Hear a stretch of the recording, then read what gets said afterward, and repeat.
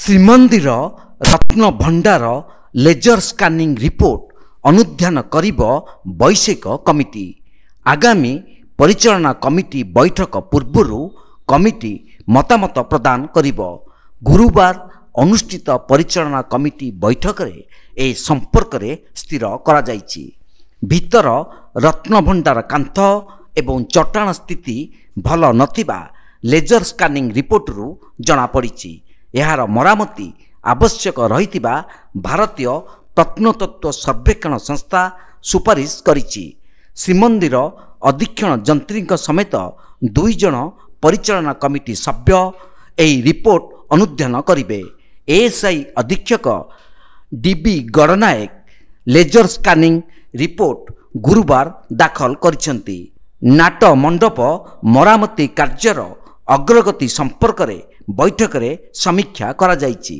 March 19 ସୁଦ୍ଧା ଗରୁଡ଼ ସ୍ତମ୍ଭ ଉପର ବିମ୍ ମରାମତି କରାଯିବା ସହ ବିମ୍ ତଳେ ଏକ ଷ୍ଟେନଲେସ୍ ଷ୍ଟିଲ୍ ବିମ୍ ସଂଯୋଗ କରାଯିବ।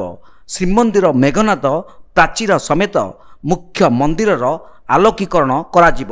ଏଏସ୍ଆଇ ପକ୍ଷରୁ ଏଥିପାଇଁ ଟେଣ୍ଡର ପ୍ରକ୍ରିୟା ଶେଷ କରାଯାଇଛି। ଗୋଟିଏ ସଂସ୍ଥାକୁ କାର୍ଯ୍ୟାଦେଶ ଦିଆଯାଇଛି। ଅଭଡ଼ା ଯୋଜନାରେ କାର୍ଯ୍ୟକାରୀ ହେଉଥିବା ଶ୍ରୀ ଜଗନ୍ନାଥ ବଲ୍ଲଭ ପ୍ରମୋଦ ଉଦ୍ୟାନ, ତୀର୍ଥଯାତ୍ରୀ କମ୍ପ୍ଲେକ୍ସ, ସେବାୟତ ଆଦର୍ଶ ଗୁରୁକୁଳ ପ୍ରତିଷ୍ଠା ଏବଂ ଶ୍ରୀ ଜଗନ୍ନାଥ ଅଭ୍ୟର୍ଥନା ପ୍ରକୋଷ୍ଠ ନିର୍ମାଣ ସମ୍ପର୍କରେ ଆଲୋଚନା କରାଯାଇଛି। ଶ୍ରୀମନ୍ଦିର ନୀତି ସବ୍ କମିଟି ଏବଂ ସେବକ କଲ୍ୟାଣ ସବ୍ କମିଟିର ସୁପାରିଶ ଗୁଡ଼ିକୁ ବୈଠକରେ ଅନୁମୋଦନ କରାଯାଇଛି। ଦିବ୍ୟାଙ୍ଗ ଭକ୍ତଙ୍କୁ କାଠ ନିର୍ମିତ ଚୌକିରେ ମନ୍ଦିର ଭିତରକୁ ନେଇ ଶ୍ରୀଜୀଉଙ୍କୁ ଦର୍ଶନ ବ୍ୟବସ୍ଥା କରିବାକୁ ସ୍ଥିର କରାଯାଇଛି। ଏଥିପାଇଁ 20ଟି କାଠ ଚୌକି ନିର୍ମାଣ କରାଯାଇଛି। ମନ୍ଦିର ପ୍ରଶାସନ ପକ୍ଷରୁ ଏଥିପାଇଁ ଅନଲାଇନ୍ ପଞ୍ଜୀକରଣ ବ୍ୟବସ୍ଥା କରାଯିବ। ଦିନକୁ 20 ଜଣ ଦିବ୍ୟାଙ୍ଗ ଏହି ଦର୍ଶନ ସୁବିଧା ପାଇବେ। ଉତ୍ତର ଦ୍ୱାର ଦେଇ ସେମାନେ ଶ୍ରୀମନ୍ଦିର ପ୍ରବେଶ କରିବେ। ଜୟ ବିଜୟ ଦ୍ୱାର ନିକଟରେ ରହି ଦାରୁବ୍ରହ୍ମଙ୍କୁ ଦର୍ଶନ ପରେ ଉତ୍ତର ଦ୍ୱାର ଦେଇ ପ୍ରସ୍ଥାନ କରିବେ। ସେମାନଙ୍କୁ ଦର୍ଶନ ସହାୟତା ଯୋଗାଇବା ପାଇଁ କିଛି ସହାୟକଙ୍କୁ ନିୟୋଜିତ କରାଯିବ। ଗଜପତି ମହାରାଜ ଶ୍ରୀ ଦିବ୍ୟସିଂହ ଦେବ ପରିଚାଳନା କମିଟି ବୈଠକରେ ଅଧ୍ୟକ୍ଷତା କରିଥିଲେ। ଅତିରିକ୍ତ ମୁଖ୍ୟ ପ୍ରଶାସକ ସମର୍ଥ ବର୍ମା, ଜିଲ୍ଲାପାଳ ବିଜୟ କୁମାର ଦାସ, ଆରକ୍ଷୀ ଅଧୀକ୍ଷକ ପିନାକ ମିଶ୍ର, ଭାରତୀୟ ପ୍ରତ୍ନତତ୍ତ୍ୱ ସର୍ବେକ୍ଷଣ ସଂସ୍ଥା ଅଧୀକ୍ଷକ ଡକ୍ଟର ଡିବି ଗଡ଼ନାୟକ, ପରିଚାଳନା କମିଟି ସଭ୍ୟ ପଦ୍ମଶ୍ରୀ ସୁଦର୍ଶନ ପଟ୍ଟନାୟକ, ରାଧାବଲ୍ଲଭ ମଠ ମହନ୍ତ ରାମକୃଷ୍ଣ ଦାସ, ଡକ୍ଟର ଦୁର୍ଗାପ୍ରସାଦ ଦାସ ମହାପାତ୍ର, ମାଧବଚନ୍ଦ୍ର ମହାପାତ୍ର, ମାଧବଚନ୍ଦ୍ର ପୂଜା ପଣ୍ଡା, ଜଗନ୍ନାଥ କର, ଅନନ୍ତ ତିଆଡ଼ି, ବରିଷ୍ଠ ଆଇନଜୀବୀ ଅଶୋକ କୁମାର ମହାପାତ୍ର ପ୍ରମୁଖ ବୈଠକରେ ଉପସ୍ଥିତ ଥିଲେ।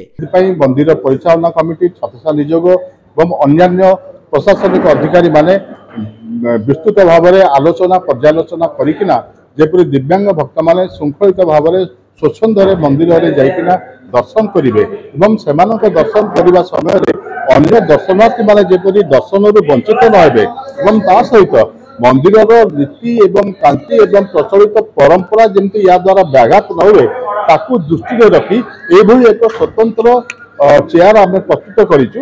ଗଲା କାଲି ଏହା ଆମେ କାଳକୁ ଦେଖିଲୁ। କିଛି ମଧ୍ୟ ଏହା ଦେହରେ ଚେଞ୍ଜେସ୍ ଆମେ ମାନ୍ୟବର ସଭ୍ୟମାନେ ପ୍ରସ୍ତାବ ରଖିଛନ୍ତି। ଯେମିତି ସିଟ୍ ବେଲ୍ଟ, ଯେମିତି ତାଙ୍କର ଅଧିକ ସୁରକ୍ଷା ପାଇଁ ସିଟ୍ ବେଲ୍ଟର ଆବଶ୍ୟକତା, ଫୁଟ୍ ରେଷ୍ଟର ଆବଶ୍ୟକତା ଏବଂ ଆଉ କିଛି କିଛି ସୁରକ୍ଷାମୂଳକ ପଦକ୍ଷେପ ତାକୁ ନିଆଯାଇକିନା ସେ ଫାଇନାଲ ସେପ୍ ଆମକୁ ଦେବେ। ତା ସହିତ ଆମେ ଫାଇବରର ମଧ୍ୟ ଆମେ ଏଇଭଳି ସ୍ୱତନ୍ତ୍ର ଡେଜିଗ୍ନେଟେଡ୍ ଚେୟାର ମଧ୍ୟ ଆମେ ପ୍ରସ୍ତୁତ କରୁଛୁ। ଯେଉଁ ଦିବ୍ୟାଙ୍ଗ ଭକ୍ତମାନେ ସୁଯୋଗ ପାଇବେ କେବଳ ମାସକୁ ଗୋଟିଏ ଥର ସେମାନଙ୍କୁ ଏ ସୁଯୋଗ ପ୍ରଦାନ କରାଯିବ। ଦିନକୁ ଆମେ ପ୍ରଥମେ 20 ଜଣ ଦିବ୍ୟାଙ୍ଗ ଭକ୍ତମାନଙ୍କୁ ଏ ସୁଯୋଗ ପ୍ରଦାନ କରିବାକୁ ଯାଉଛୁ। ଆଗାମୀ ଦିନମାନଙ୍କରେ ଏହା ପରିବର୍ଦ୍ଧିତ ମଧ୍ୟ ହୋଇପାରେ। କ୍ୟାମେରା ପର୍ସନ ରବି ଜେନାଙ୍କ ସହ ସୁଧାଂଶୁ କରଙ୍କ ରିପୋର୍ଟ, ତୀର୍ଥକ୍ଷେତ୍ର ଲାଇଭ୍।